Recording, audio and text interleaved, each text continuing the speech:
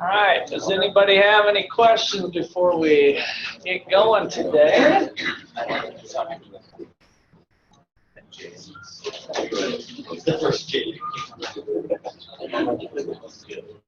All right, so the grand scheme of things. Okay, time to get all your gizmos put away. Why don't you tuck them away, turn them off, get them off your desk, out of mind, out of sight.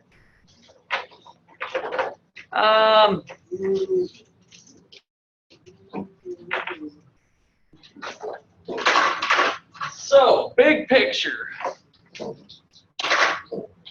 We've got 4 markets that we're going to try to describe the world with to get some insights on what goes on.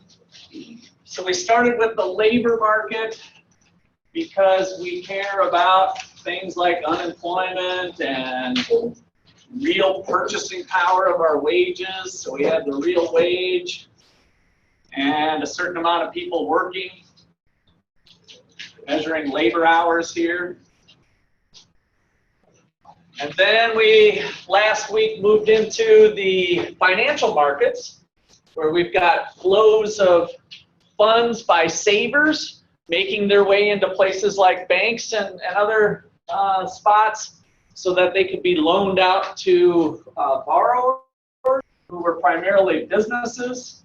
That created the demand for loanable funds, and the savers being mostly households, the supply of loanable funds, determining the real interest rate that borrowers were getting on their money and lending out at. So we had loanable funds. So we had kind of credit markets, if you will, labor market, and then today, this week, we get into the money market. So the money market deals with government in the sense that the central bank, the Federal Reserve, controls the supply of money. And so the supply curve is perfectly vertical for reasons we'll get into here. And the demand curve is downward sloping like these other curves were. And the cost of holding on to money is the interest rate that I'm losing out on.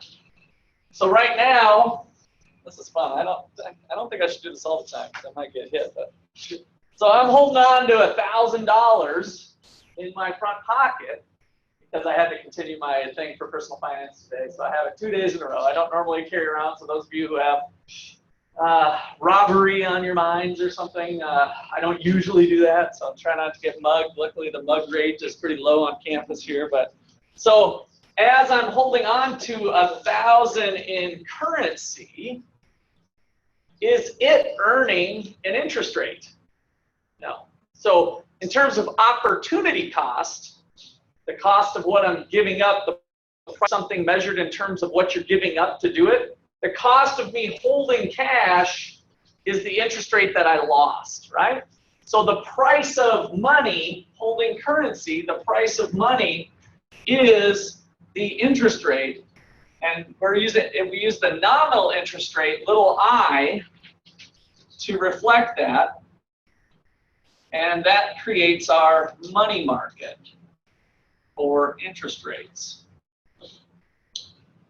All right, so we're gonna do a lot more details on that picture later, but I just kind of want to frame your brain of where we've been: labor market, credit markets. Credit markets, we're really speaking to capital markets, right? In terms of the amount of tractors and machines and buildings and other things. Most of that new purchases gets financed. So this is kind of targeting the amount of investment. So we've got people and machines, our basic resources, and then we've got money being used for transactions. So this is starting to bridge that gap of ultimately where we're going is the quantity of all goods and services, real GDP, and the average level of prices, back to our measure of inflation, maybe it's the CPI or something else, the average level of prices in what we call the goods market.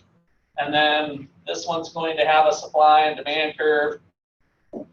And I'm going to leave off some of the details. But this is the next week's material. That's not true. This is 2 weeks from now. I think next week, get out my syllabus because we're going to talk about some exchange rates in between there. So the other good news I wanted to inform you of is that this is the only chapter this week. This is a one-chapter week. So it'll just be chapter 25 on money. And then next week also is a one-chapter week, which will be on foreign exchange, on other countries' money in the foreign exchange markets.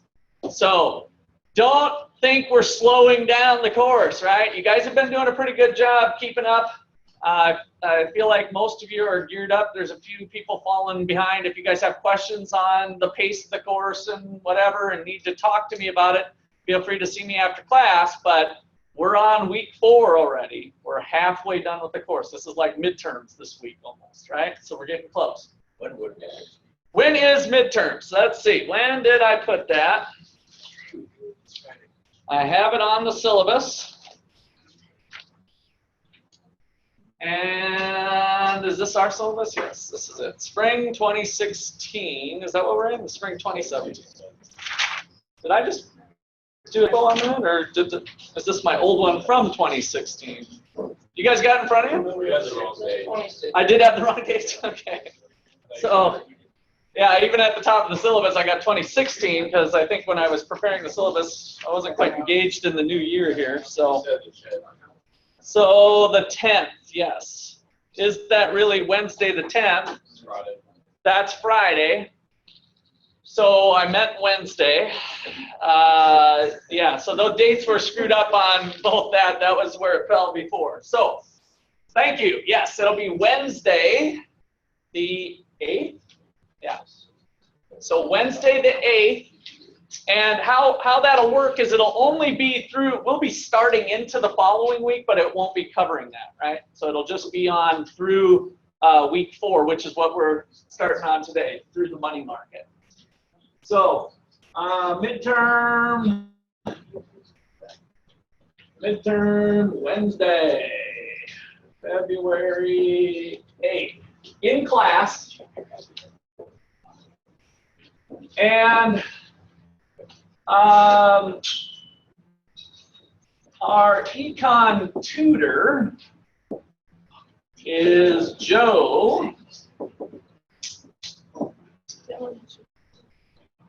And let me give you Joe's phone number. He usually comes in and introduces himself, but I think he kind of forgot, and so we haven't done that part. But let's see, Joe. He does not hold regular office hours, but it's by appointment. I know some of you have already been doing this, but I meant to bring this up before. So Joe holds a review session. I'm going to, those of you who are new to the class, I'm going to give kind of a practice exam. That's a real practice exam. You should really do it because some of the questions are very close to what you'll see on Wednesday. So Joe's number is 785-304-0841. And his email is his full first name, Joseph, S-I-E-G-E-L-E, which I think I spelled wrong here, S-I-E, I forgot an E up here. So Joseph.Siegel at the rest of it, student dot, whatever, the rest of you guys know the rest, Ottawa.edu. So he is a business economics major who is graduating this spring. So he is on his way out the door, super bright guy, and he's been doing tutoring for us for the last couple years. So he'll host the review session, which we haven't set a time yet, but it'll either be Monday or Tuesday of next week. And then here's his contact information. Any questions on that? All right, we still might have Joe come in and wave. He's got a class that conflicts with this, but he was going to come in sometime and do that spiel usually, but didn't quite make it. All right. So, money. Money. We finally get to money. Money's a fun topic, fun chapter. So, I want to come up with ways to buy things. In other words, if you want something, how do you pay? So we can say ways to buy / pay for things. How do you do it? Brainstorm. Let's get a long list here. What do you got? Barter. Okay, what do you mean by that? Okay, so trade, like good for good. Cash. Good. Keep them going. Flow it out, baby. You run to the store. How do you pay for your stuff? That's all we're doing. Credit card. Good. Come on, people. Service for good. Service for a good, okay? You're getting real tricky on me. There's lots of easier ones than these. But so somebody who has not spoke yet. IOU, sure. So IOU. Now, when you say IOU, you're meaning like a piece of paper to a friend, you loan to a friend. Maybe it's verbal or is it on paper? Either one. So paper or verbal deal, right? Okay, that works. What else? Go to the store, debit. Other people who have not spoken. We got a long list here. Debit card. Okay. What? A check. Good old-fashioned check. So this is like a personal check? Personal check, is that what you're thinking? Okay. Hope, right? Okay, what else? What's that? A loan. So some sort of borrowing, a loan. Okay? Store credit. Store credit, good. Good old-fashioned store credit, which might be a credit card or not necessarily. Good old days, you know, Little House on the Prairie, you just went in and they kept a little notebook and they said, okay, you owe me $16 and I have it in my little book, right? That was store credit. So now we might get a little fancy and even some smaller merchants might have little cards for you or something. But so there's a couple different ways to do store credit. Okay, what else? I want to think of everything. Lance, are you raising a hand or just adjusting the hat? Huh? Food stamps, great. I mean, it's not great. It's sad that people have to use food stamps, but great, great comment. Food stamps, okay, good. Gift cards, excellent. What else? Probably drum up at least a few others. I know the well's starting to run dry, but what's that? Gifts. Well, gift is gift card, and then we've got good for good. So that's probably fall into there. We got cash. Don't have on this list change or coin, right? So we usually have those a little bit different, but you could pay in coin, which might fall into the cash category, but they operate a little bit differently. But coin is kind of a small drop in the bucket because our most valuable coin, that's a regularly traded used coin, is what size? I don't mean physical size, but what monetary value is our, a quarter's the most common, but if you get up to the dollar, we do have some dollar coins, but you know, we barely use those. So quarter is almost the one that we use the most. All right, anything else? Now, Hope said checks. There's this ancient other kind of form when you used to go traveling called cashier's check is a different one actually, but that one deserves to be up here too. Cashier's check. These are almost obsolete, but when you go traveling, traveler's check. There's a traveler's check, which is kind of, they're almost gone. Traveler's check. I think they still use them. There's still some old people that want to use them, but The idea was you had money and it was kind of good as it was off your own account. Okay, anything else? That's probably a good enough list, but if anything else is burning up, how you could use something to buy. All right, so the reason I wanted to go through this is to highlight what money is. Not all of this stuff is what the U.S. government defines as money. So money has a specific purpose. There's actually three purposes of money. But what is, since credit cards are so prevalent, even though the personal finance class we worked through not using credit, we know that credit is used quite a bit for purchases. What is credit really, as opposed to this? How does credit differ from this? It's what? It's more than kind of like a loan. It is a loan, right? It's like an instant loan. So nothing came out of your account when you used credit, right? So you instantly borrowed. When you swiped a credit card, it was borrowing. So in terms of the money that the government likes to keep track of, it's not included. So that part is just a loan, which is a separate thing. It gets tracked, obviously. I mean, we do look at that in the national data, but it's not money. It's not money. So the credit card is not money. Now, if we start to take that concept, what else starts to disappear from being money? Store credit, IOU, paper, verbal. The loan, yeah, we got the loan one. So anything that's kind of borrowing related, we wouldn't want to have as money. So here's our definition for money. We'll see what else we can pluck off the list.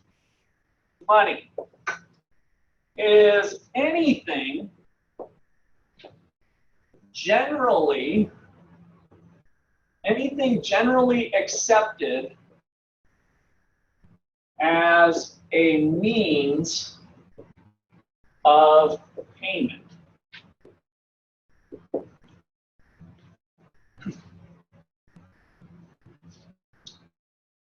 Anything generally accepted as a means of payment.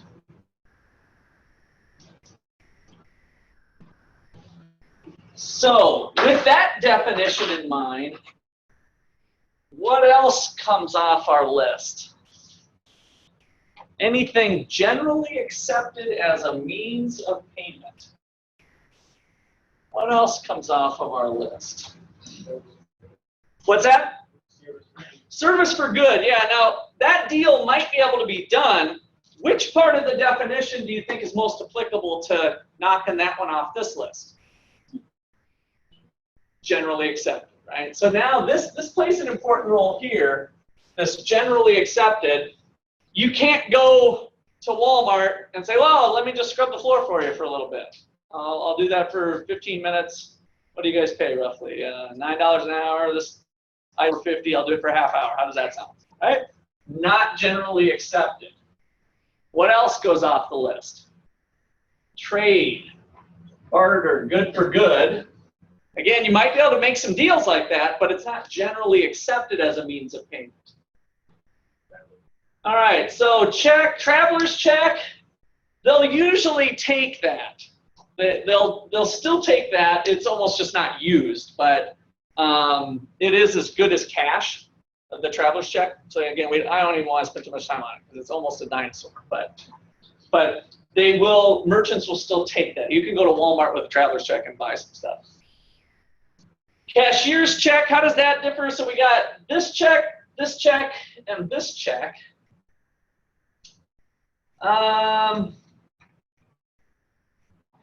Do all places take checks? No, so that's kind of hard. Is it generally accepted? Yeah, probably generally accepted, but more and more places getting dinged up with bad checks causes them maybe to not accept checks. I just went and bought Oh, my son wanted a new workout shirt, so we went to that Front Row Sports on Main Street, and I noticed they had a big thing at the cash register, no personal checks. I know there's very few of you that use checks, but if you use a check at Walmart, how does it get processed? Does anybody use it or saw your parents use it or seen anybody else use it? I'm talking about, I don't even know if I have one. I usually try to carry one in my wallet, but yeah, the account number at the bottom, and so they stick it in their little machine, and they actually process it as a debit right on the spot, and they'll just give you the check back right in your hand. So it's almost like processing, and it does not look like I got a check here. Seems like as soon as I put them in, for some reason I need a handwritten check. I don't use them very often myself. Oh, don't have it. All right, maybe for illustration purposes, though, I will use my fishing license. This is my check. So when I wiggle this thing, this is my check. I need a prop. I like my props. Okay, so with the check, if they process it right away, they know if it's going to be bad or not, right? So that's the advantage. That's why they'd be avoiding checks. Of course, some of the smaller merchants like Front Row Sports can't afford that device that automatically scans it and does it for them. So that's where we get into that. So the actual check itself isn't really the same. Again, use your imagination. Are these two things the same? This piece of paper, are they kind of equally money? What gives this one power? Create the amount of it, yeah. So this one says 100, and you know it's worth 100, and that's all it's worth is 100, right? Whoever's willing to take 100. This one you actually write the amount on. So then once you write the amount on it, what gives it value? Your signature, because now you're signing a contract, and then better yet, what even gives it more value? If you write it out for 100, let's say. You write it out for 100, you sign it, you hand it over. When does it really start to have value for that person you're giving it to? When it clears it, when the bank says you have it, right? So this piece of paper, again, using your imagination, is not money. This is. But the amount of funds in your account is money. Okay, so the piece of paper itself has no value to it, the check. It's the checking account that we want to get to. So the federal government says that checking accounts are money, the actual account, not the paper check. So don't be confused on that when we get to those sorts of problems. So for this one, I want to do a little modification. Instead of check, put checking account. That and cash are both money.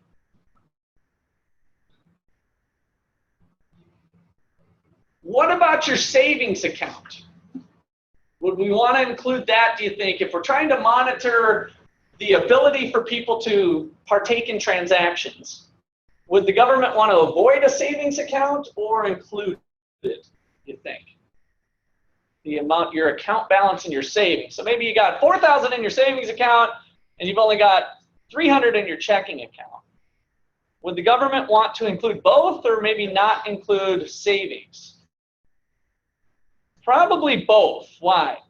I heard a couple people mumble both. What? Because money's money, yeah. Can you draw on your savings account at the Walmart checkout line for a transaction? Be careful. If you have a check for it, you could, but otherwise, you have to transfer from your savings account to your checking account. Now, how hard is that in today's day and age? Pretty easy. While you're in the checkout line, oh crap, I got to transfer some money from my savings account to my checking account, right? So boom, it's there. So yes, the government does include savings accounts as money, even though they are less liquid, a fancy word that we put on. We talk about the liquidity of assets. So if I own a house, and it's worth $100,000 and I have it debt-free, I'm sitting on $100,000. Is that 100,000 as valuable as 100,000 cash sitting in my checking account? No, because if I want to go buy something with my assets, I first have to sell the house. Is that an easy process? No. So it's less liquidable. It's less liquidable. Now, is $100,000 in your savings account? How does that compare with a suitcase full of 100,000 cash? Which one's more liquid? The cash is still a little bit more liquid, right? Because for one thing, you start writing checks over $10,000. I think it's even over $5,000. The bank makes special note of it because for drug running and stuff like that, you are kind of a marked person or a marked transaction if you start withdrawing or depositing amounts over $10,000. They put a little asterisk by your name. You're probably not going to get a guy in a dark suit with dark sunglasses showing up at your front door, but you're going to have a little asterisk above your name so that if there's repeated times of this, you're all of a sudden starting to be tracked in the system. Whereas with a suitcase full of $100,000, there's nobody there, and you can peel off 1,000 of it, go run to Walmart, buy some stuff, right? Nobody's going to say anything differently. So cash is the most liquid thing we have. Checking would be kind of the second most liquid. Savings would be a little less liquid, but as we said, it's pretty easy to transfer money from savings to checking, right? So this idea of liquidity is important in determining the supply of money in the United States. How about the old debit card? Get my other prop out here. Debit card, what do you think? Money? Yeah, definitely, right? And the credit card was not, but the debit card is. Why? It's coming out of your account, so it's tied to your account, whereas your credit card is tied to the bank who issued you the credit card, whatever limits they might be. We're counting their money, by the way, but it's not your money. So the debit card is, yes, money, and it's, again, because it's tied to your account, your checking account. So really, these are the same thing. The actual card itself, is that money? No, that's what I'm trying to, so this isn't money, this isn't money. It's the account that it's tied to is what we're really measuring. Because I can use both of these instruments to tap into that account. So the money is actually the account that holds it. All right. Okay, so gift cards, food stamps, generally accepted. No, not everybody takes them, for one thing. So food stamps, they might take them for food, like maybe almost, I would guess nearly all grocery stores take food stamps, right? So does that fall into generally accepted? Hey, most grocery stores take it. Well, what part of this, of a means of payment, not just for food though, for anything, because the gift card might be generally accepted at a number of merchants, but it's not generally accepted by everybody, right? So it's not general enough because it's just food. Okay. Let's see. So we got coins, they're kind of a small batch here, and we got the checks, those would be tied to your account. So okay, so we got kind of the concept going. So we'll come back to official measures here in a second. Is this money everywhere? Where would this not be money? I want to push you a little bit. Where would this not be considered money the way I have it defined? Different country, good. Sorry. What country maybe? Give me an example. Canada. Canada, yeah, well, it's probably a bad example. It's probably close to being generally accepted. But give me another country that, just because Canada has borders, even Mexico, you know, they got pesos, but a lot of them take dollars too because of the exchange rate. So Somewhere in Europe. Somewhere in Europe, right? So they might not accept it. You go off to Walmart in Europe, and they might not even take your dollars. American company that's operating in Europe might not take this at all. So you go to China, you go to India, you go to lots of other countries. This is not money, right? So money is particular to your circumstances. If some of you find yourself in prison, what might be money? Cigarettes. So you've seen that in the movies, right? So cigarettes are money. Now, are cigarettes money when now you're in the United States, you're in the penitentiary up the river on was it Leavenworth, right? We got the federal penitentiary in Leavenworth, Kansas. And so you're sitting in Leavenworth, you're in Kansas, hey, we're in the United States, this is money. No, it's not money, right? Because you have an extra set of rules that says this stuff isn't allowed on campus, so to speak, right? And so people come up with their own money. They're like, oh, okay, well, what is it about cigarettes that would make them money?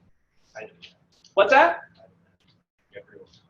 Everyone wants them, okay, potentially not. There might be some non-smokers. So what about the non-smokers? Why would they be willing to accept a pack of smokes for something that they have? Let's say they got a water bottle here. Because why? They can use it to buy something they want, right? Because the cigarettes, whether you're a smoker or not, are now generally accepted as a means of payment. So even the non-smokers would take the cigarettes. What else about the cigarettes that would help them become money? What's that? There's limited quantity of them, okay? And some people will be smoking them too, but at least it's kind of close to this barter idea, right? Where there's a good that has some intrinsic value, but also, what about it? It's not just because we got to think about our non-smokers. It's not just the intrinsic value of the cigarettes that's for us. We know that other people might want it and we can get it.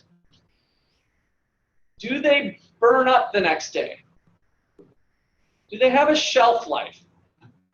Yes, right? They do have a shelf life. They're not going to stay fresh forever for 3 years or something, but hopefully we're not in the slammer for 3 years, or we'll be trading them eventually. So the fact that you can store them for maybe a month, right?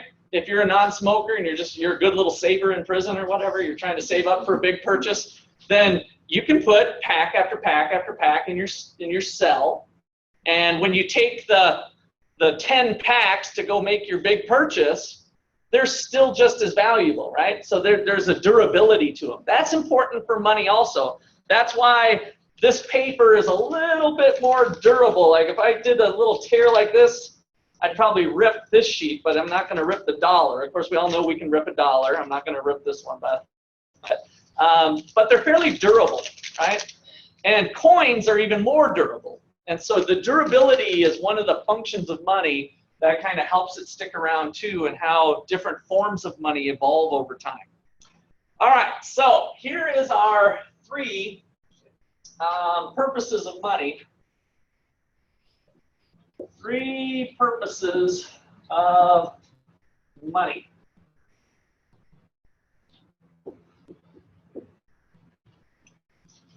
Okay, so, this is as good a time as any to tell you a stupid little notation thing that I do. So, if I'm trying to do a shorthand notation for dollar, I put 1 slash through. If I do money, I put 2 slashes through. Why? Because this kind of looks like a D for dollar and a little M for money. Right? So just remember that one if you see that up there. So that's just kind of probably really never come into play too often, but that's what I use. So for money, we've got number 1, a medium of exchange.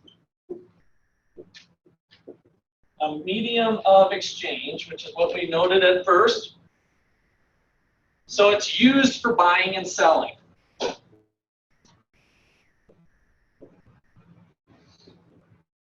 Because it's generally accepted. That's what we mean by a medium of exchange. It's the middle thing.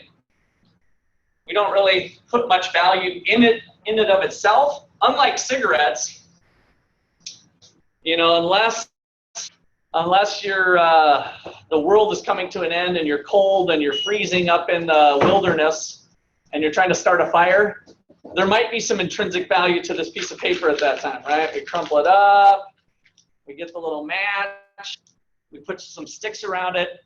That paper has some intrinsic value to start a fire, right? But otherwise, the paper itself really has no intrinsic value, unlike the cigarettes. The cigarettes we can take and smoke. And of course, the non-smoker is not going to get too much happiness out of that. But it has actually a little higher intrinsic value, the cigarettes do compared to the money. All right, so number 2 is a unit of account. So money serves as a unit of account.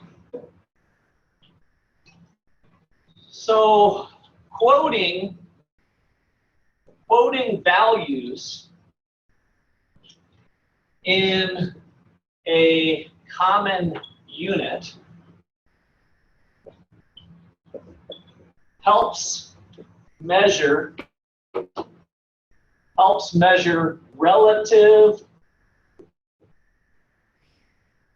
relative prices.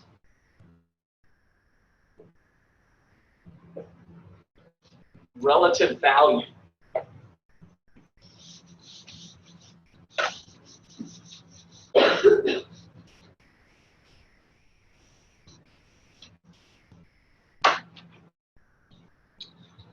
So, if we've got, here's your watch for a second. You got Fitbit. Which one is this? Oh, this is the Garmin. Okay. So, if, so this is a Garmin. Is this one like really nice? What's the price on it? 150-ish type range. I've been kind of shopping these a little bit. Yeah, I do kind of like that. Yeah, this is a good trade here. So if this one is $400 and this is $150, you know, what does that say about these things? What does it say? I kind of picked 2 things that aren't exactly alike. Maybe because I got a digital and we got a heart rate, but it does say something, right? So if this is $400, which I think is roughly what these run brand new. This one's kind of older that I took as a rent payment from a guy, a loser who owed me a bunch of money. But I got this as rent. So if this is $400 and this is $150, what does that tell you about these watches? One costs more to make. One costs more to make, yeah. So it does tell you something about the materials in them, right? So these athletic watches, I mean, this is pretty high-tech stuff. But maybe the alloys and the mechanics and a little, I can't imagine, I haven't taken the back off of this thing, but this thing's got a whole bunch of little dials and stuff. I mean, it's just amazing. You've seen the inside of the watch, right? So the materials that are used and the precision machinery to make those little cranks. So it does kind of reflect the quality to some extent and the value of the resources that were used in the production of them, right? So quoting things in terms of dollars, a common unit, helps us measure relative worth of things, the relative value. Thank you. So, and the same would be true in our prison example when we start looking at, well, this is going to run you 12 cigarettes, this is going to run you 4 cigarettes, right? So quoting in terms of a common unit kind of helps that, because we can think of things in terms of the real trade, which is what we is more appropriate. So if I take the price of a watch, the price of the watch is, let's use your watch at $150.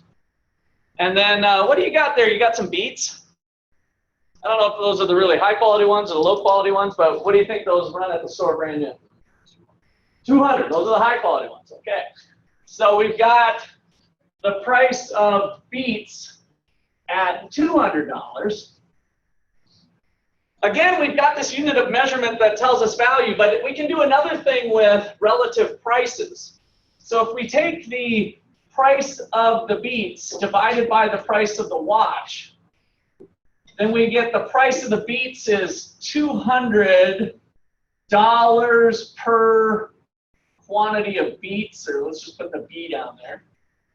We're going to use this next week in the exchange rate chapter, so write this out the way I've got it. That's kind of weird, because we usually write it like that. But $200 for every pair of Beats that I got. I don't know, do you call them a pair, or you just say one Beats, beat?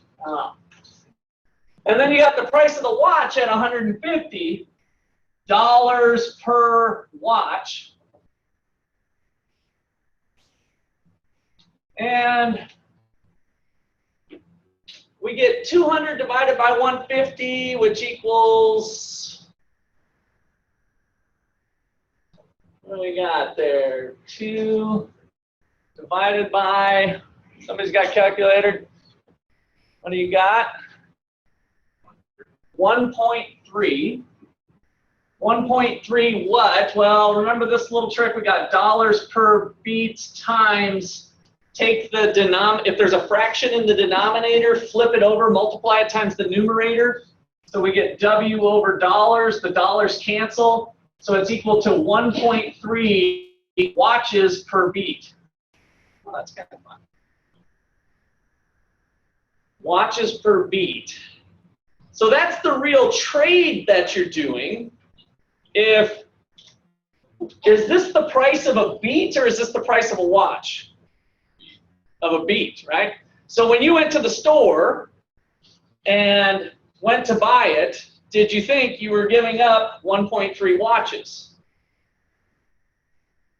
Unlikely that you actually did this calculation, but that's what the pricing system does. Instead of having what Drew was bringing up with a barter system of you having to find a watch for the beat, right? You were able to use dollars, but yet it preserves in the market system how many watches it would have cost you. It actually cost you 1.3 watches, 1.3 Garmins of that model size or whatever. It cost you 1.3 of those to buy those beats, right? So we've converted it to quantities.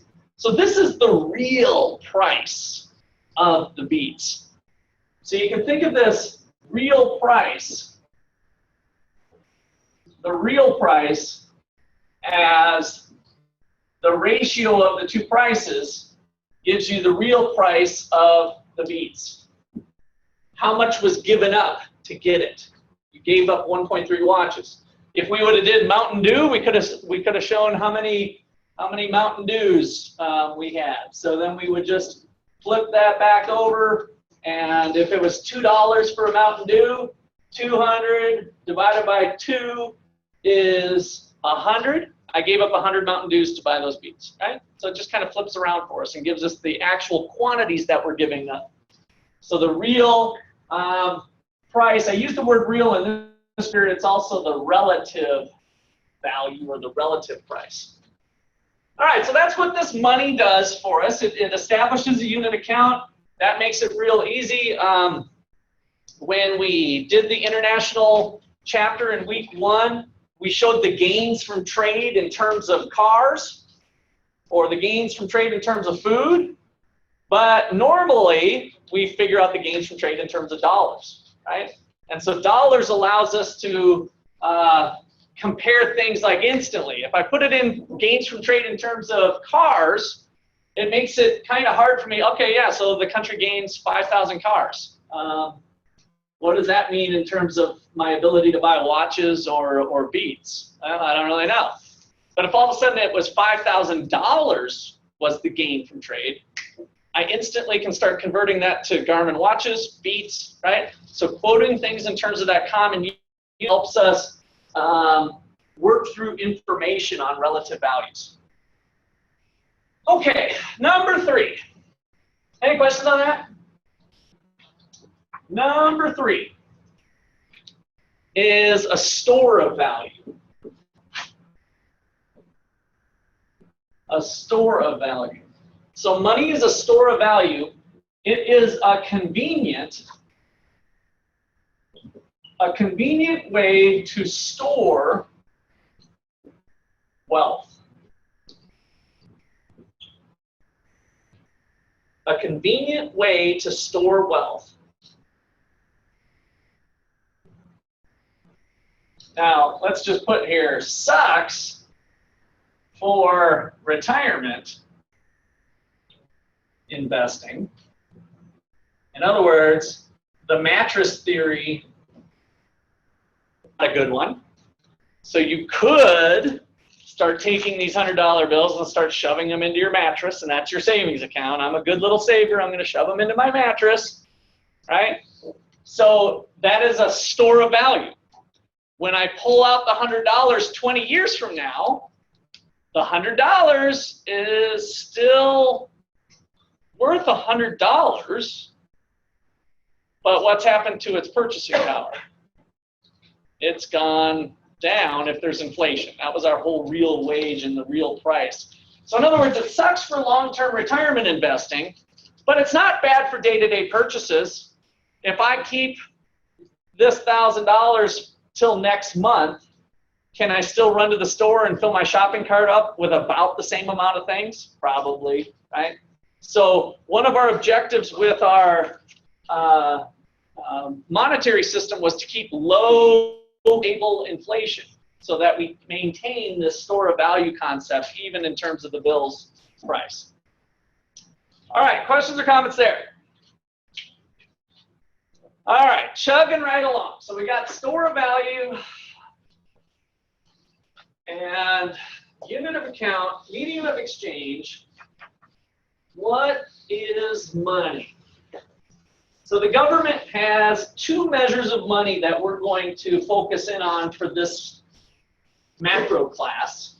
There's a couple more that I think the book mentions, but we don't really use them very much in policy, so we don't pay too much attention to them. And so let's go government definition of money.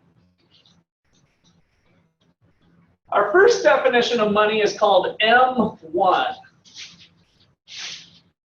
M1 is equal to currency plus checking account deposits.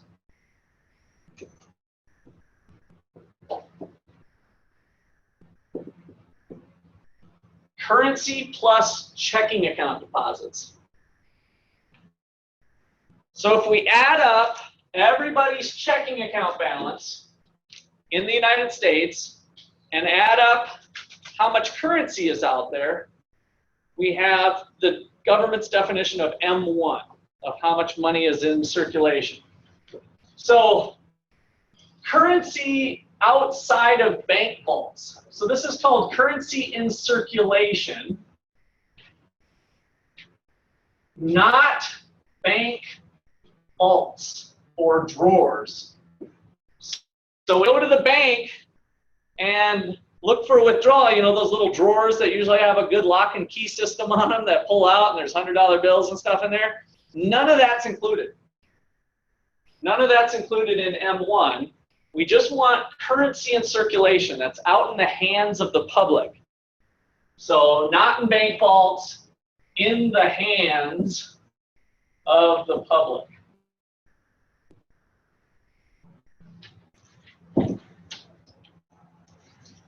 All right, so this is our most liquid measure of money. Most liquid measure of money. The idea that most of your debit cards are tied to your checking account, you don't have to transfer money from one to the other, so the government starts to think this is money that's ready to be spent, right? Cash in circulation and checking account deposits. All right, so then we're going to move on to a less liquid measure. So, and then let me put liquidity. Liquidity definition is your ability to turn an asset into cash. Is probably the most widely used definition. So your ability to transform an asset into cash.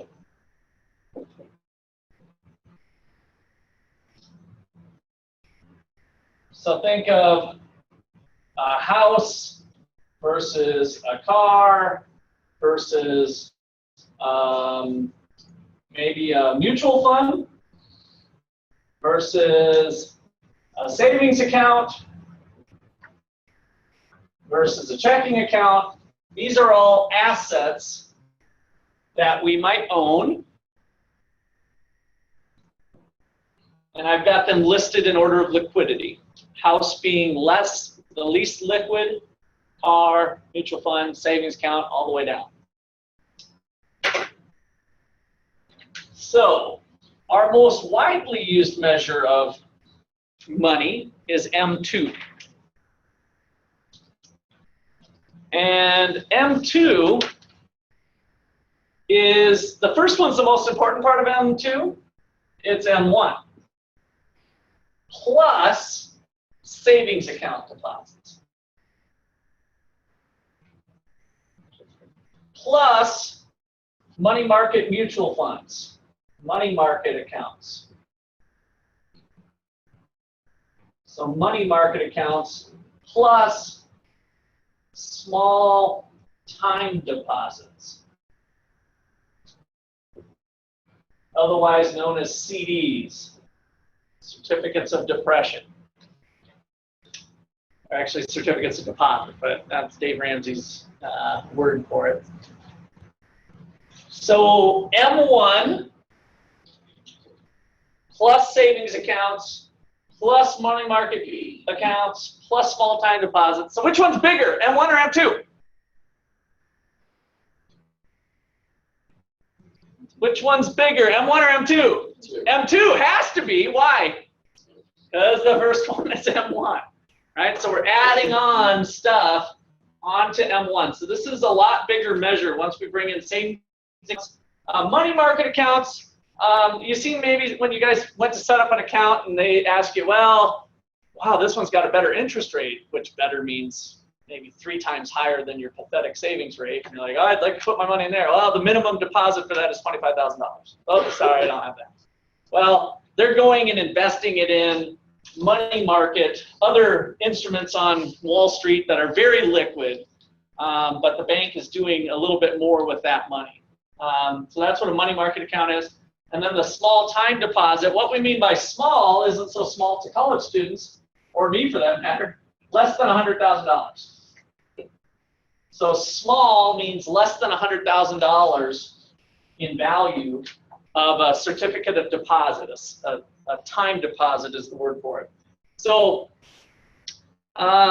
you may have heard with the CDs, substantial penalty for early withdrawal, or maybe you've heard that on the radio on an advertisement. That's what that is. So if you open up a 6-month CD, you're promising to keep your money and not touch it for 6 months with the bank, and then the bank hopefully goes out and does some lending with it or some other things to make some money. So if you try to cash it out, you might pay or you will pay a penalty for early withdrawal. So that makes it less liquid, but still kind of in the ballpark. And so that gives us our M2 definition.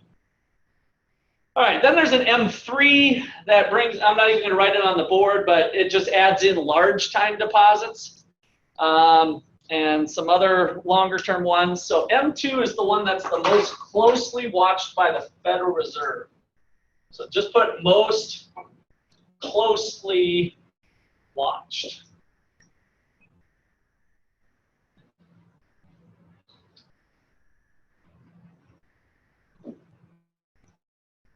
Now, M1 used to be the most closely watched until the 1970s, I think is when it started to change.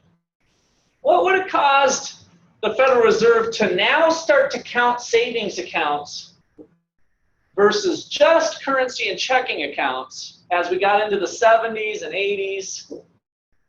What's some things that changed? What are some things in banking that maybe came about, and I don't expect all of you to know this because you all take it for granted now, but it's very real for me. I was born in 71, so I didn't really know what the heck I was doing for the first 10 years of life or so, but once I got into the 80s, I started to have an appreciation for this. What went on that would cause the government to want to start tracking this one now as opposed to just M1? And they measure both of them, but this is kind of their primary one that they started watching. What kind of things change over time? From the 70s, the 80s, the 90s, I'll get closer to you guys, the 2000s, the 2000s and 10s. What do we even call ourselves now? What decade are we in? You got the 90s, the 80s. So what are we in the 10s? No. The 10s would be always before. So the 20s. Are we in the 20s? No, we're not in the 20s because that'd be 20-something, right? Yeah. So we're in the 10s right now. That's weird. In terms of decades. Technology, yeah. So technology changed. The first ATM was invented sometime in the 70s and was just starting to get popular for me when I opened up one of my accounts in the early 80s. So the automatic teller machine, right? ATM. We just call it ATMs all the time. I forgot what it's called. So that sort of technology changed. What other sorts of technologies have come around over till present day? So we had ATMs. You guys are familiar with those? A little machine, put in your debit card, up pops some money for you. Of course, it's not free. What else has happened? What's that? Cell phones. Cell phones, thank you. Gosh, I bet I was hearing Southern or something coming out. Cell phones, yes. So with our cell phones, do the quick transfer, we can do online banking. So that makes the distinction between this and this a lot closer as technology evolved. So computer banking prior to that, before cell phones, you had computers that now you could transfer from maybe even your stock portfolio. You could transfer money into a checking account. That started to evolve in the late 90s and 2000s. So all of that stuff added liquidity to what used to be not so liquid. In the old days, prior to probably the 1960s and prior, here's how life worked. Dad, usually not mom, because mom wasn't in the workplace as much in the 1960s. Remember looking at the labor force participation rate. So for most families, dad would get paid on a Friday, and there'd be a long line at the bank because everybody went to the bank on a Friday, and he would put his check in and withdraw a large chunk of it for spending he was going to do with the family, or the family spending I should get into now, family spending for the next week or two. So if he had a $500 check, he might be withdrawing $400 worth of cash. Now, we had paper checks too. He might be withdrawing a large amount of cash to hold for spending. We didn't have ATMs. In order to get cash, you'd have to run to the bank when the bank was open, right? So we had most of our transactions were done in currency and the paper checks at that time from 1960s prior. As technology evolves, that all collapsed. And so now it's no big deal. We're standing in the line and we transfer money from our savings account to our checking account. And it's almost in real time for a lot of those things now. All right, so that's a little bit of the evolution of that stuff. Questions or comments there? All right, so let's see. Let's talk about I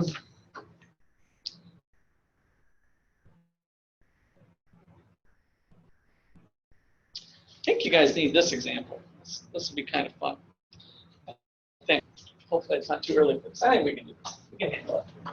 It's fun to dream. So I want you to imagine that you're working with a friend or family member, your mom or your dad, your brother, on a project out in the backyard. Dad wants to put in a kennel for the new dog. And so you're digging to put the posts in for the kennel. You dig down and clump, there's something down there. My gosh, and you pull it up and there's a little tin can. Inside that tin can is $10,000 cash. So just imagine you got $10,000 cash in a tin can. What is the first thing you do with that? What is the first thing you do? What? Go to dinner, okay? So we start spending. What else do we do? $10,000. What What are you going to do with your $10,000? What's that? Put it away, like where? In your savings, okay? Tuck it into your account. What are you doing with $10,000? On new car. What are you doing with it? Put it in the bank. What are you doing with it? Put it in the bank. What are you doing with it? Investing in what? Mutual fund. Okay, long-term savings. What are you doing with it? $10,000. You don't have to do all of it, by the way. You can spend a little too. Are you spending or are you savings? You're spending. What are you spending on? What's the top of your list? Go first. What's something that goes first?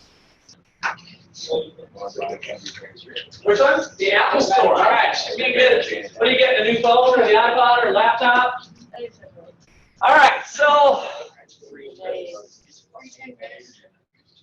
Funny thing is, I didn't hear the right answer from a business standpoint.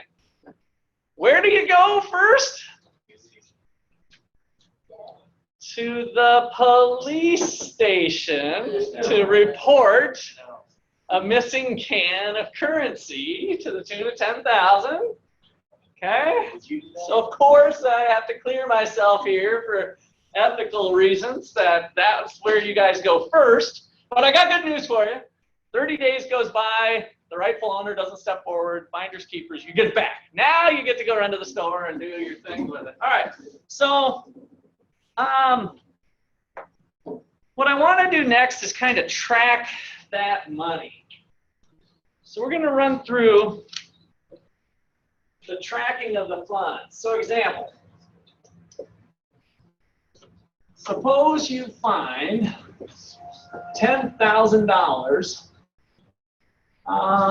buried in your backyard.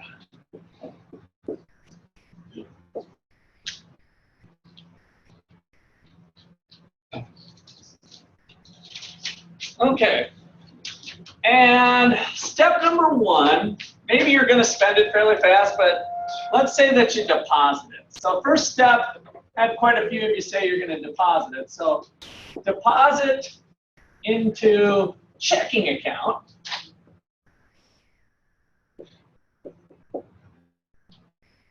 And Stephanie, you were the first one to say that, right? I think. All right. So where do you bank at? TD. TD? What does that stand for? Huh? Oh, you're Canadian? Oh, okay, I forgot that, I guess. So you're saying, okay, so TD, but does it stand for something, or do we just call it TD Bank? TD Bank's fine. Toronto Dominion. All right, I don't want to even spell it. We're going to call it TD Bank. So TD Bank. Okay, so I don't want to confuse things. So you Americans who are out there, and you Canadians, we're going to pretend that this is an American bank, okay? Because it's going to confuse things if we start converting to Canadian dollars and all that crap. So this is a backyard in the United States, and you are putting it into your American bank accounts. I don't want to confuse things here. We're going to talk about international trade or international finance next week. So I don't want to confuse that here. All right, so deposit into TD Bank.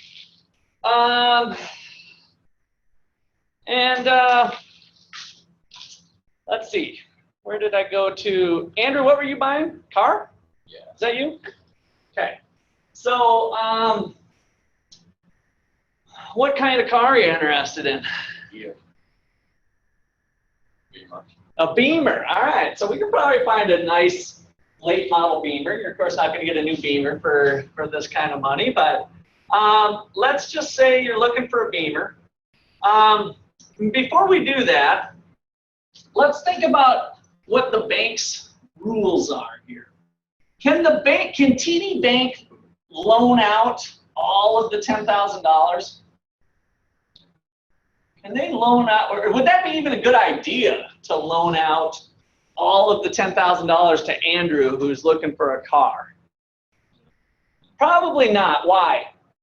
Stephanie especially saying no, that's a terrible idea. Why? Because it's your money, right? I mean, it's a lot of money, but it's your money that the bank was holding. So this kind of brings up a question that maybe you hadn't thought about. How do banks make money? So how do how does, and let's be more specific, how does TD Bank make money? And when I say make money, I want to be, let me not even use the word money since I don't want it to be confusing. How does it make profit? Lance? Well, people deposit like say $10,000. Yep. And this somebody that's Okay. All right, so like how much would Andrew be paying for his car loan for his Beamer? Anybody know rough car interest rates? I didn't mean to put it all on 13%.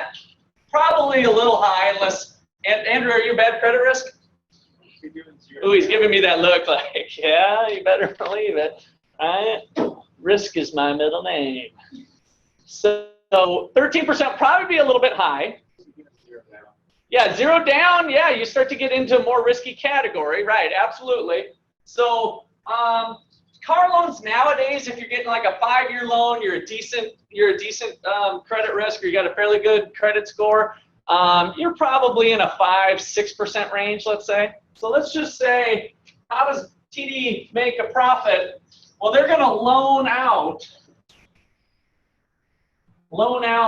money at, let's say, 6%.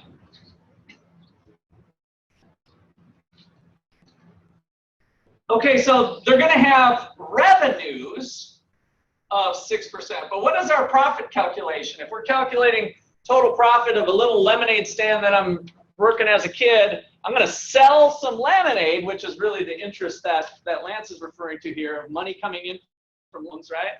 But then what else do I got to take in to calculate profit? Cost. So what's the cost of this?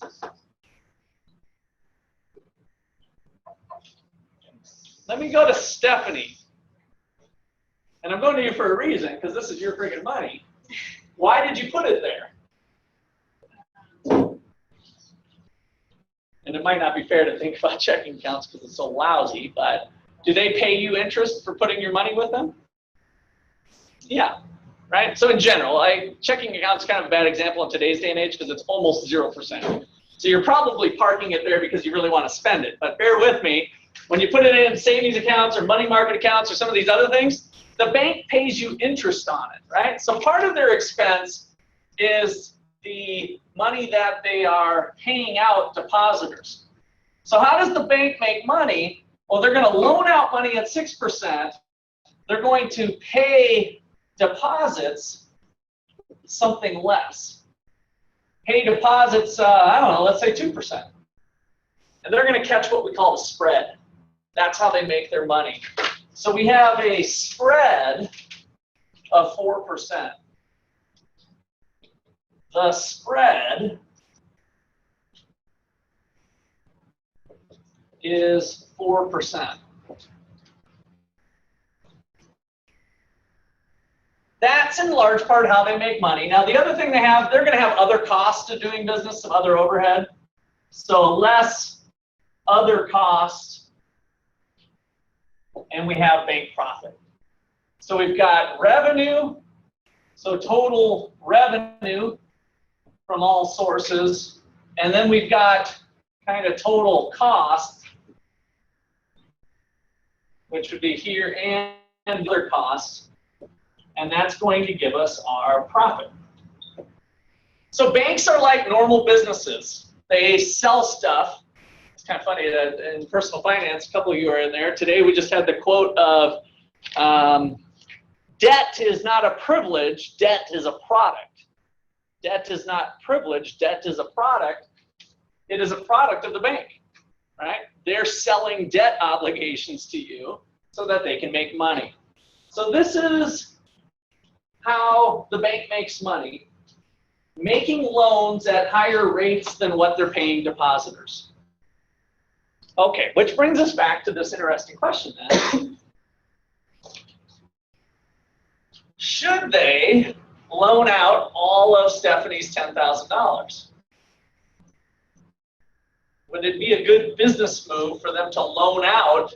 Stephanie parked $10,000 would it be okay for them to loan it all out to Andrew or anybody else for the car?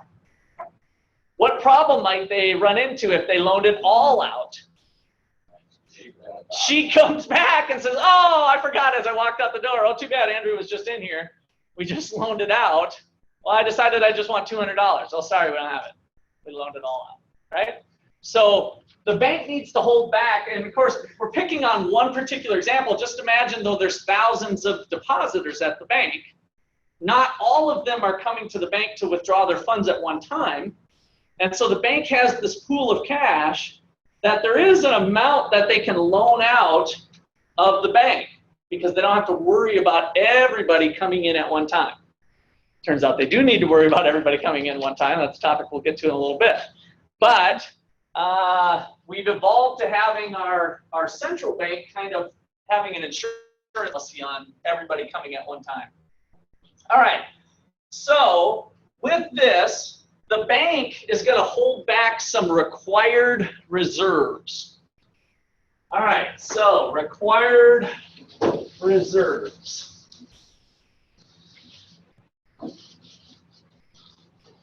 And this is a topic I'll get into more specifics later.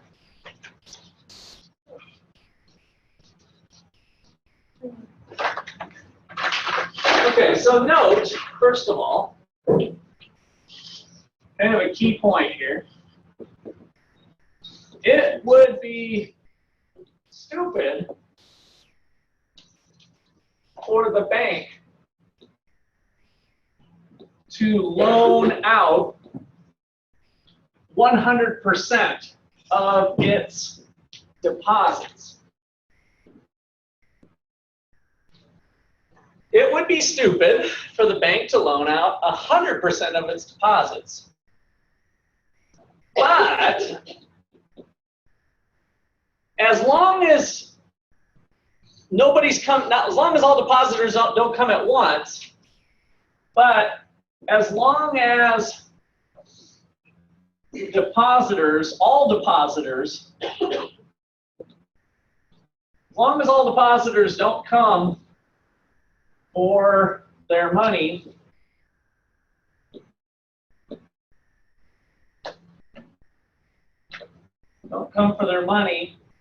at one time, the bank can safely loan out a fraction of its deposits.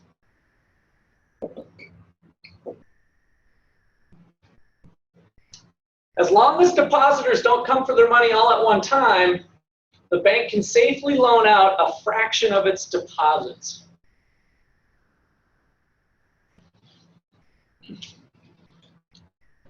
All right, so we call our system in the United States a fractional reserve system. So the fractional reserve system. Fractional reserve system of the USA is monitored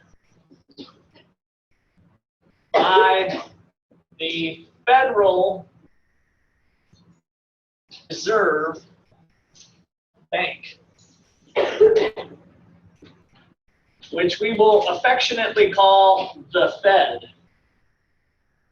The Federal Reserve Bank of the United States is our central bank. So our fractional reserve system of the United States is monitored by the Federal Reserve Bank.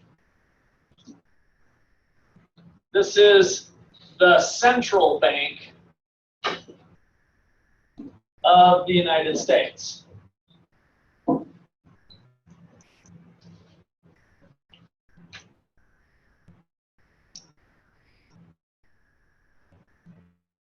So each country that is kind of first world country, developed country, has one of these central banks. It gets a little murky in the Eurozone, the European Union that created, they pooled their money together to create the euro, which we'll talk about later. But for the most part, each one has their central bank. Now in Canada, what is the central bank? I don't even know.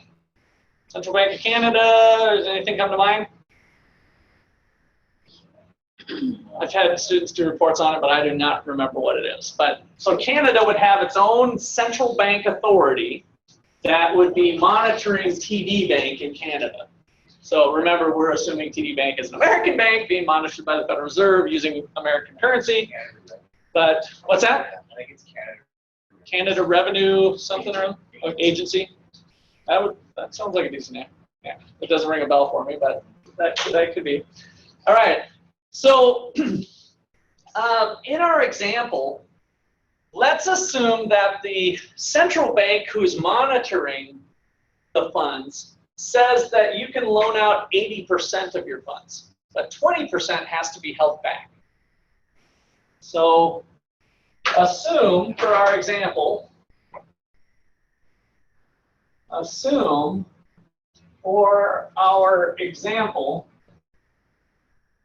that the required reserve ratio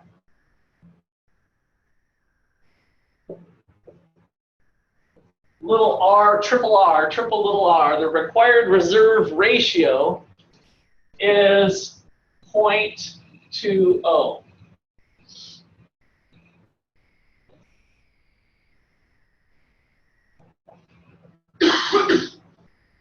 So they can loan out 80% of their reserve, 20% has to be held back. So 20% of deposits cannot be loaned out. 20% of deposits cannot be loaned out.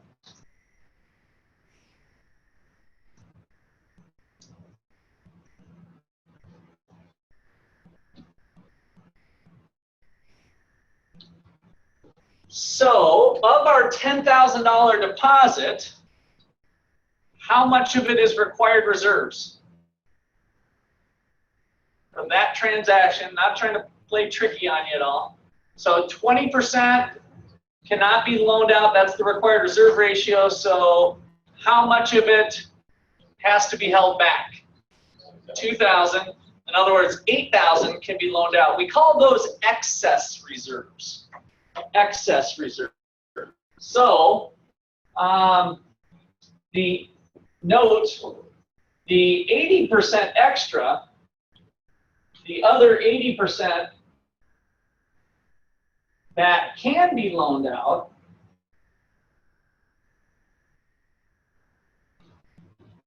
is called excess reserves.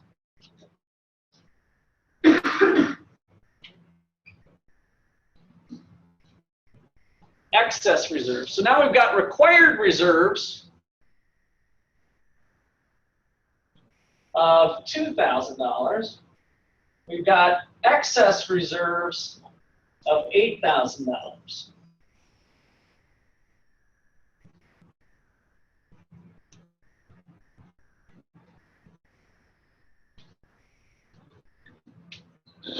All right, so let me pause there for a second. Everybody with, let me let you catch up for one thing. Think about the problem. Think about if you got any questions.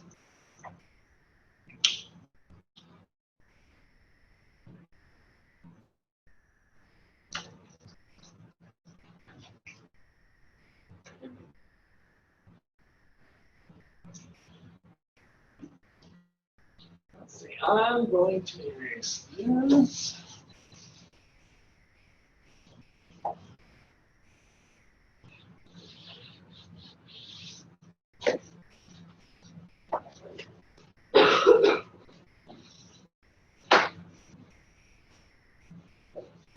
All right, here we go.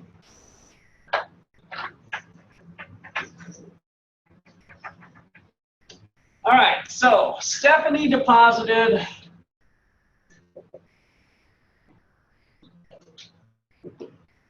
Stephanie deposited the money into that account.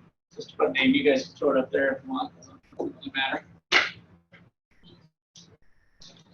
And step number 2, bank, TD Bank.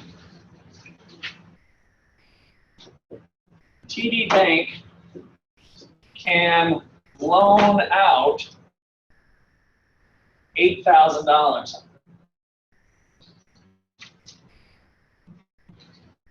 Well, fortunately for them, Andrew wants a Beamer.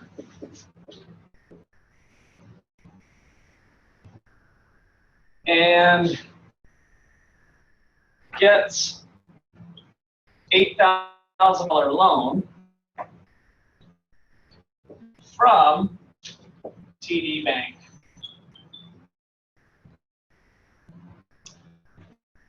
Where are you buying your Beamer from, Andrew? What car lot?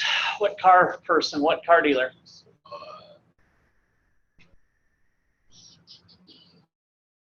Got a place from your hometown or Kansas City? Where are you from again? Wichita. Wichita. You got a place in Wichita that sells Beamers? There's a BMW dealership. Yeah, what's it called? Do you remember? So I just Last name of somebody? it's in there's a Lexus, Porsche, BMW one all in the same Okay. dealership. So it's one of those. Don't remember the name exactly. Anybody from Wichita remember the name? I'll make up one. We can call it Lexus, BMW. What did you say? Porsche? Yeah. Lexus. So LPB, right? LPB, Lexus, Porsche, BMW. So Andrew wants BMW, gets $8,000 loan from TD Bank, and goes to LPB dealer to buy it.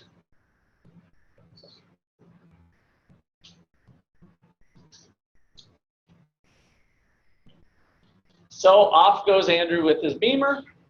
What does LPB do with the money? What does LPB do with the money after Andrew pays them the $8,000 and he drives off in his Beamer? Deposits it. Okay. Ashley, where do they deposit it in? What bank? Huh? Yep, what is it? Your call.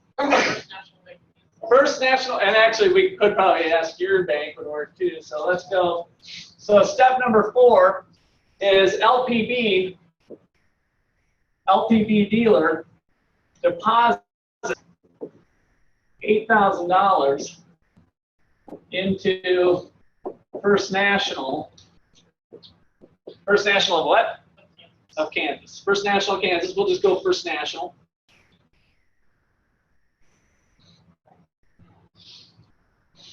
And what does that allow First National to do? Loan out. Because they're in the business of making money. How much could they loan out? Now we're getting into some tougher math here. How much could they loan out?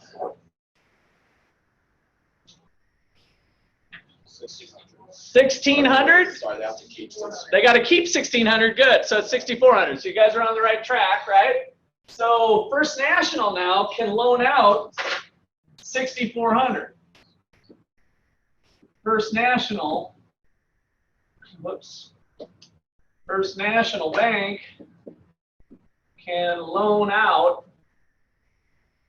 80% of the 8, which equals $6,400. Okay, so then give me your name. My Apple shopper. What's that? Taylor. All right, so Taylor wants some computer equipment. So Taylor goes to First National to buy or to borrow $6,400 for Apple purchases. We're going to really load her up for college. What do we got here? So we got the new iPhone's a must on that list, right, Taylor? So we got the iPhone, we got the iPad, and we got the MacBook. That probably brings us about safely up to 6,400, maybe not. So that sounds good. We got a bunch of I stuff. All right, so Taylor marches in there, plunks down 6,400. What does the Apple Store do with the 6,400? Deposits it. Where do they deposit at? Cameron?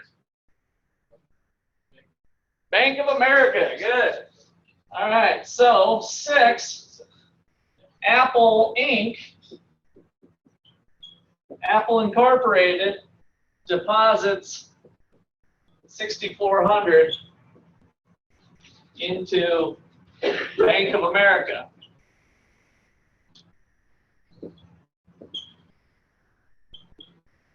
All right, we're going to stop there. I like to kind of nurse you through this whole thing with a story because we got something really powerful going on here. Stephanie, do you have access to your $10,000 in full anytime you want? I mean, in the real system. If you go to the bank, can you get your $10,000? Yeah, she can, right? She might leave it in there, but she has the potential to do it. All right, Andrew, does LPB dealer have the opportunity to go withdraw their money anytime they want? Yeah.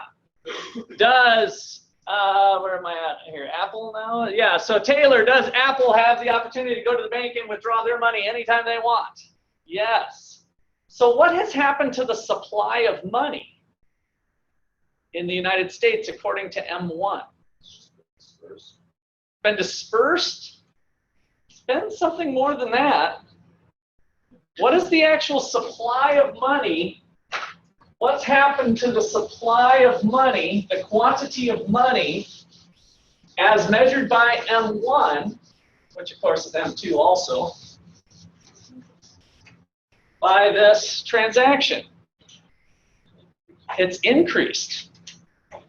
Before we started, when the money was in the backyard, was it a part of M1? Be careful. Was it a part of M1? Read my M1 definition. Was it a part of M1? Because it wasn't in circulation? How do we define circulation? In the hands of the public. Now, wait a second. It's down in the yard. What else did I tell you about what it means to be in circulation? Not in the bank's vaults. That's actually the definition. Can the Federal Reserve, can the government keep track of what money's buried and what money's not buried? No. So all they know is that it's not in a bank vault, and therefore it's out in circulation. So what's considered out in circulation might not be really circulating, like the cash in the backyard, but in terms of the quantity of money, it is out there, and it's being measured as part of M1. So when Stephanie deposited the $10,000 into her checking account, did that move all by itself change M1? Did that particular deposit, just looking at that in isolation, that particular move, did that change M1? No. So M1 equals currency in circulation plus checking account deposits. So we've got these two categories. And when Stephanie did her deposit, we lost $10,000 of the currency, but we gained a checking account, right? So that was a wash. But then what happened after that was Andrew getting the loan and LPB going and depositing it into First National Bank. Then Taylor getting the loan from them and depositing money in Apple. Stephanie still has access to her $10,000. Did I even put the 10,000? Oh, there it is. Deposit 10,000, right? So now Stephanie has access to her 10. LPB has access to the 8, Apple has access to the 6,400. In terms of this equation, we got to add those. Plus 8 plus 6,400. Does it stop here? No. Then Apple goes to the bank with their 6,400 deposited into Wells Fargo. Wells Fargo can loan out 80% of it, and so on, and so on, and so on, and so on. And so all of this ends up adding to M1. So a change in the composition, Stephanie's initial maneuver didn't change the money supply, but all of this did. So banks, more specifically the banking system, creates money. The banking system actually creates money through this loaning process. Money is created, actually kind of magically. Because if we all did currency only, if banking accounts were outlawed somehow, all we'd have is this.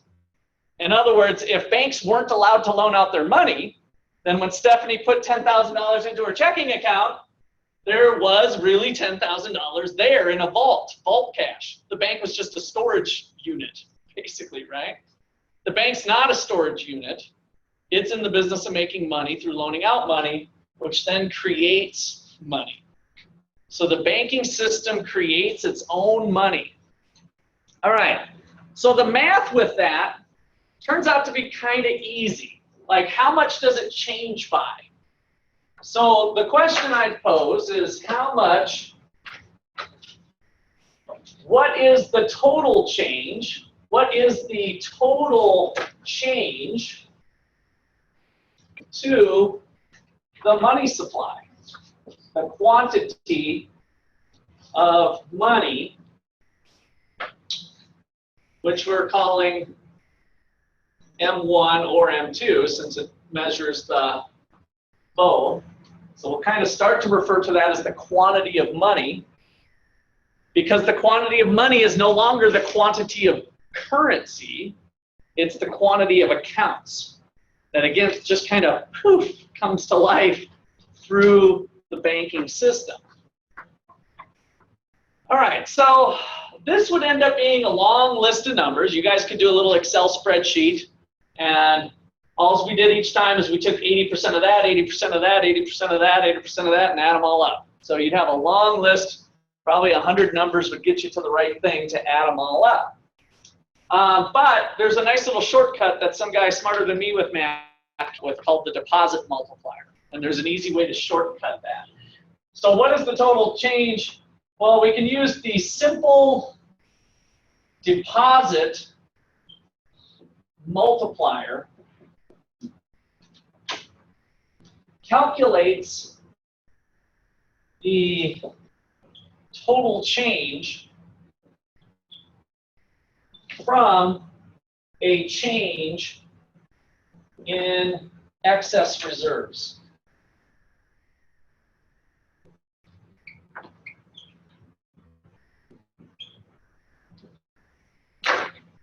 So this is kind of a nifty thing here. I think we'll get rid of this.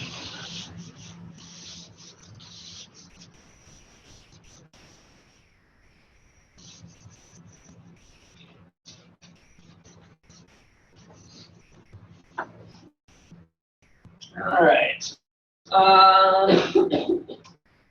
So here's the formula. A change in the money supply. Now I'm using the word MS for supply of money. That's like M1 or M2, right?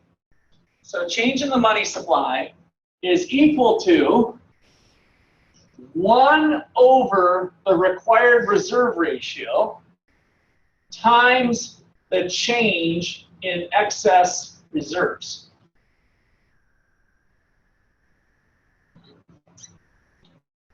The change in the money supply, how much it's going to go up by, if we're going up, is equal to 1 over the required reserve ratio times the change in excess reserves.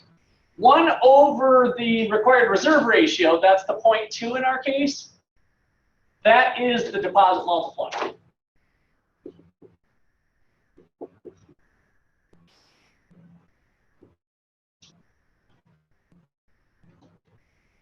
And again, this could be M1 or M2, whatever our measure of money is.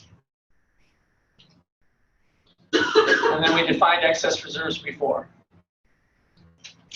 Okay, so from our example,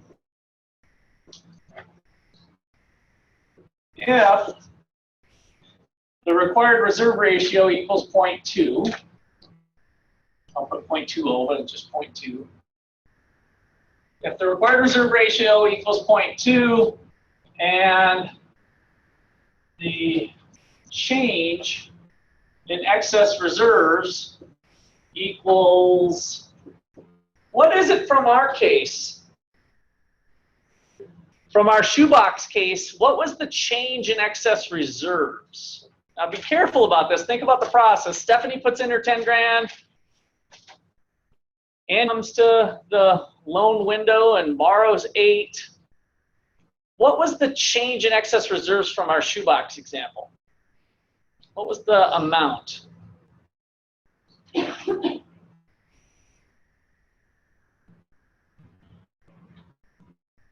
What did it change by?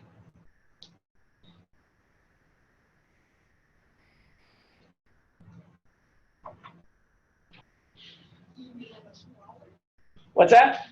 Yeah, 2,000. So was it the 2,000 was the amount of excess reserves, so we need to put in a 2 here? Was that the amount of excess reserves? 2,000 is something, but it's not the excess reserves. So what is the excess reserve? So let's I never wrote this out for you, so say recall probably if I didn't write it out for you before. So from your total deposits, your actual reserves, well, let me put this, we're going to confuse things a little bit more. Let's go ahead and use that. So your actual reserves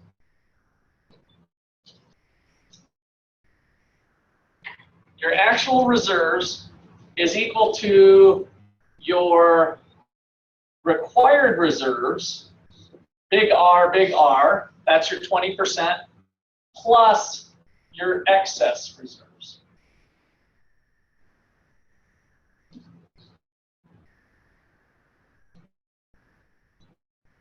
So another way you can think about this is it's your total deposits. So if I had a total deposit of 10,000, how much is my required reserves? From this example we just did, $10,000 deposits. How much is the required reserves? 2,000 excess, 8. So a $10,000 change in actual reserves led to a 2 and 8 split. So if the change in excess reserves equals 8,000, what is my total change in the money supply? Now we just turn and burn here. The change in the money supply is equal to 1 over 0.2 times 8. And what did I get? 40,000? So the multiplier was how much? 5. So that's where we get the multiplier business, is that it turns out to be 5. So it's kind of this simple little formula here that this equals 5. 1 over 0.2, 2/10. 10 divided by 2 is 5. 5 times 8,000 equals $40,000. So the answer to this question of 8 plus 6,400 plus this, plus this, plus this, 100 times down is going to ultimately get to $40,000. So it turns out to be a shortcut math trick that you can do because of the way that lays out. All right, we'll call it a day there.